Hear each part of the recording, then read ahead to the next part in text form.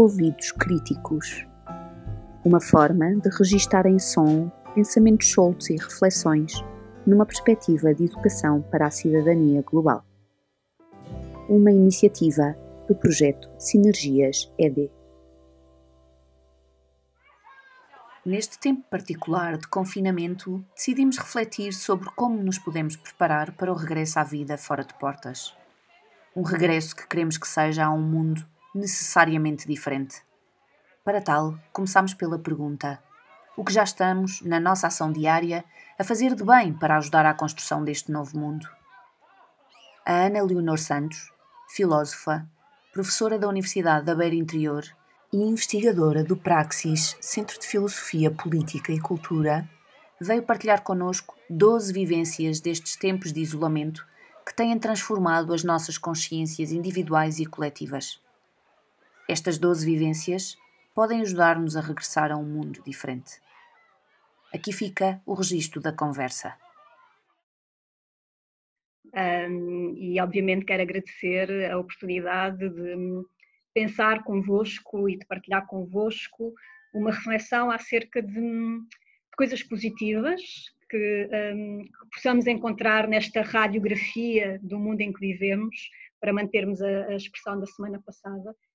Eu devo confessar algum desconforto, digamos assim, nisto de olhar para coisas positivas num momento que está associado a tanto sofrimento. Sinto-me aqui um bocadinho dividida, mas simultaneamente compreendo a importância de o fazermos.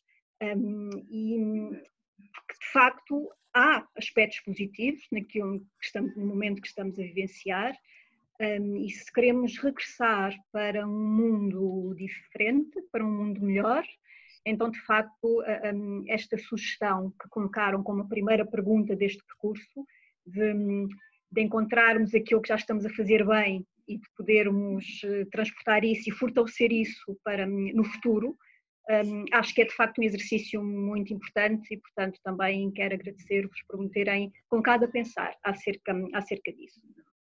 Eu interpretei esta pergunta talvez de um modo um pouco mais circunscrito, não sei, do que aquilo que estava no pensamento de quem a formulou, porque a minha interpretação foi no sentido de tentar encontrar, efetivamente no presente, aquilo que nós estamos a fazer de bem. E coisas que este contexto foi ressaltando, que provavelmente já existiam, umas que existiam com toda a certeza, mas que não tinham tanta visibilidade e, portanto, fazer essa espécie de diagnóstico. E eu encontrei 12 conceitos / vivências, experiências a gravitar em torno do conceito de consciência, porque me parece que uma realidade que estamos a experienciar é um aprofundamento e, simultaneamente, uma abrangência da consciência. Acho que estamos todos mais despertos e mais conscientes relativamente a uma série de coisas. E eu vou percorrer cada uma destas vivências no sentido contrário ao do movimento do ponteiro dos relógios, também numa afirmação aqui um bocadinho simbólica, e vou tentar autodisciplinar-me e não ultrapassar mais do que 1 minuto para cada uma destas ideias. E então, começando o dito movimento no sentido contrário ao do ponteiro dos relógios, eu vou deixar o medo para o último lugar e depois vou explicar porquê.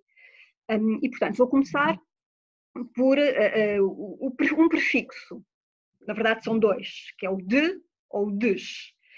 E isto vem a propósito do decrescimento, e isso é um problema que já tem estado também na ordem do dia e é algo que nós vamos ter que enfrentar a par da questão da saúde, e ele está a acontecer de uma forma muito dramática e obviamente e radical, e esse aspecto não é bom, mas não é de agora que quer teóricos, quer, enfim, comunidades que já vivem modelos alternativos, chamam a atenção para o facto de o crescimento económico não dever ser o objetivo final das sociedades, nem o objetivo primeiro, nem o final, nem o primeiro. E, entre outras coisas, porque o objetivo do crescimento económico está muito baseado naquilo que são modelos de consumo que são insustentáveis. E, portanto, esta questão do decrescimento parece-me que tem que ser repensada. Este foco absoluto na economia e no crescimento económico como objetivo último, isto parece-me que seria uma coisa a transportar para o futuro próximo. A par do decrescimento, a questão da desaceleração, a que todos fomos obrigados, quer do ponto de vista individual, quer do ponto de vista laboral, quer do ponto de vista social, e, portanto, e isso também é bom, também tem muitas coisas positivas. Segundo conceito, o conceito de contingência. E aqui o conceito de contingência prende-se com a aprendizagem relativamente a integrarmos precisamente a dimensão da contingência na nossa vida. O que é que eu quero dizer com isto da contingência? E aqui, enfim, permitam-me aquilo que são, se calhar, um bocadinho os vícios da formação, que há pouco a Sandra já referiu, que é na área da filosofia.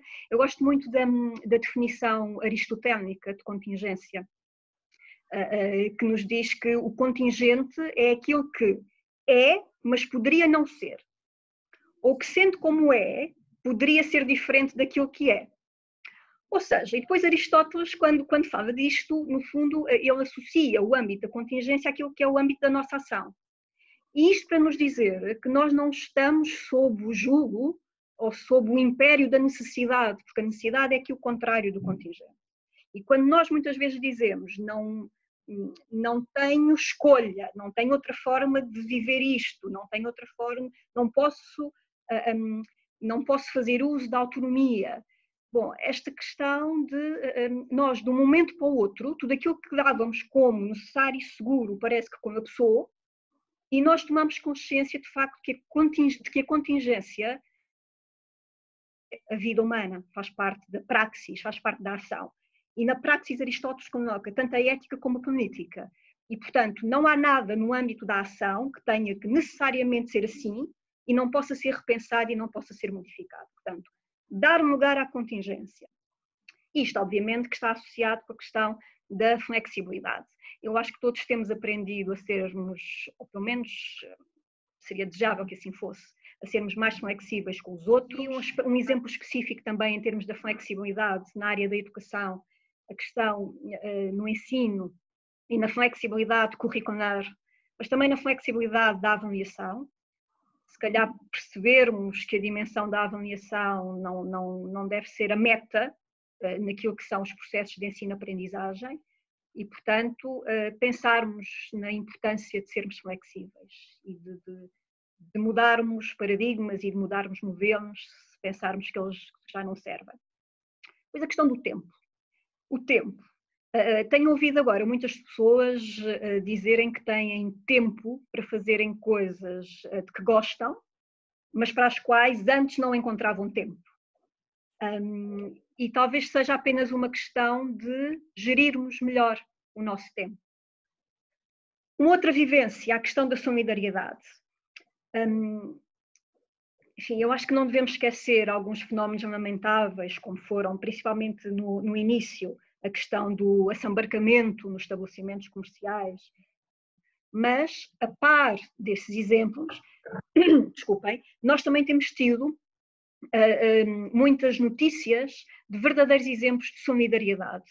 E, portanto, a solidariedade que se tem manifestado em tempos de crise parece-me que é um dos elementos fundamentais a manter quando regressarmos a um mundo enfim, de normalidade, digamos assim. Dentro daquilo que... ainda concretizando talvez alguns exemplos que se têm manifestado nas mais variadas áreas. Nós vemos artistas a oferecerem-nos os seus talentos online, dando concertos, por exemplo. Vemos os museus a abrirem portas para visitas virtuais. Vemos fábricas a refazerem aquilo que é o seu processo de produção habitual e a fazerem máscaras e fardas para os profissionais de saúde. Portanto, temos tido imensos exemplos de solidariedade. Dentro da solidariedade, eu destacava ações de voluntariado. que se por um lado também temos tido conhecimento de algumas instituições que vivem muito de voluntariado e que estão a sentir essa falta, o confinamento, simultaneamente assistimos a respostas também por parte da sociedade civil, aos que precisam que sejam entregues medicamentos em casa, ou às pessoas em situação de sem-abrigo, por aí fora. Reconhecimento. Aqui, aquilo que também temos estado a assistir, parece-me que todos temos um bocadinho consciência disso, que é o reconhecer o papel e o valor dos outros e principalmente de certas profissões na sociedade, dos profissionais de saúde, no comércio, onde nós continuamos a precisar de ir buscar os nossos bens e, portanto, as pessoas sempre fizeram o seu trabalho, mas nós andávamos um bocadinho distraídos disso. E, portanto, este reconhecer do papel de cada um de nós e do valor que cada um de nós pode aportar enquanto cidadão. Gratidão. Eu, quando pensei nestes dois conceitos e nestas duas práticas e vivências como sendo diferentes, foi um bocadinho mais a título intuitivo e depois procurei fundamentar esta diferença entre o reconhecimento e a gratidão. E quando o fiz, lembrei-me, mais uma vez, enfim, uma referência filosófica, desta vez teológica ou filosófica, de São Tomás de Aquino, que quando fala precisamente da gratidão, faz uma diferenciação entre 3 níveis da gratidão, um nível mais superficial, um nível intermédio e depois um nível mais profundo. E o nível mais superficial está precisamente relacionado com a questão do reconhecimento, prestar ao outro o reconhecimento pela sua atitude, e portanto é um nível mais cognitivo, se quisermos. Depois um nível mais intermédio, intermediário, que está relacionado com o agradecer ao outro aquilo que o outro fez por nós, mas depois há um nível mais fundo, mais profundo da gratidão, que está associada ao vínculo ao outro. E é um nível em que eu também me comprometo com o outro, em que nesse momento de gratidão ao outro eu também me dou e dou qualquer coisa de mim. E isso acho que era também uma coisa que poderíamos pensar em manter. Questão da proximidade. Pode parecer um bocadinho estranho no momento em que se fala do tal distanciamento social, que também muitos já disseram que o mais correto deveria ser físico e não propriamente social. Quando eu me refiro à questão da proximidade aqui, tem que ver com um aspecto muito específico, tem que ver com a questão dos produtores locais, de nos habituarmos a consumir aquilo que está mais próximo de nós, que não implica uma cadeia distributiva, muitas vezes tão ameaçadora para o nosso ambiente. A proximidade relativamente ao pequeno comércio, muitas pessoas têm optado por irem a pequenas lojas, pequenas superfícies, em vez de se dirigirem às grandes superfícies comerciais. Portanto, esta ideia de proximidade também é aqui, enfim, uma proposta que eu traria. Questão da interdependência. Mais uma frase muito ouvida nos últimos tempos: fica em casa pela sua saúde, pela nossa saúde. E, portanto, esta consciência de que dependemos uns dos outros, de que o que fazemos de bom e de mau se repercute não apenas na nossa vida, mas na vida de todos os outros. E eu diria também aqui estendermos esta consciência da interdependência à ecosfera, não apenas aos outros seres humanos, mas a tudo aquilo que nos rodeia. Logo, as diferenças em termos de impacto de poluição, por exemplo, foram logo muito notadas nos primeiros tempos desta crise, desta pandemia, e, portanto, percebermos o quão dependentes somos e o quão dependentes os outros seres, todos os outros seres também são de nós. E isto leva-me então às 2 últimas dimensões. Então, medo e responsabilidade. Bom, elas até estão relacionadas, estas 2 dimensões estão relacionadas uma com a outra. E aqui, mais uma vez, eu socorro-me de uma referência filosófica, filósofo alemão Hans Jonas. Já na década de 70, ele apresentava o medo como alguma coisa a partir da qual podemos construir uma teoria ética e um comportamento ético, porque é aquilo que nos vai levar para um comportamento responsável, de uma forma absolutamente sintética. O medo que ele nos fala é um medo espiritual e ele coloca como uma obrigação ética o facto de nós nos disponibilizarmos para sentirmos medo, não daquilo necessariamente pelo qual nós vamos passar, mas pelo que os outros possam passar ou pelo que as gerações futuras possam passar. E então o imperativo ético seria agirmos de tal forma que as consequências das nossas ações não ponham em causa a permanência da vida humana genuína na Terra. E é isso que nos vai obrigar ao princípio da responsabilidade, de sermos responsáveis pelos outros, pelas gerações futuras e por todo o planeta, por todas as formas de vida no planeta. Basicamente era isto. Obrigada, Leonor, pela partilha deste imperativo ético que nos une e responsabiliza perante todas as formas de vida do planeta. Que não façamos ouvidos moucos, mas sejamos ouvidos críticos.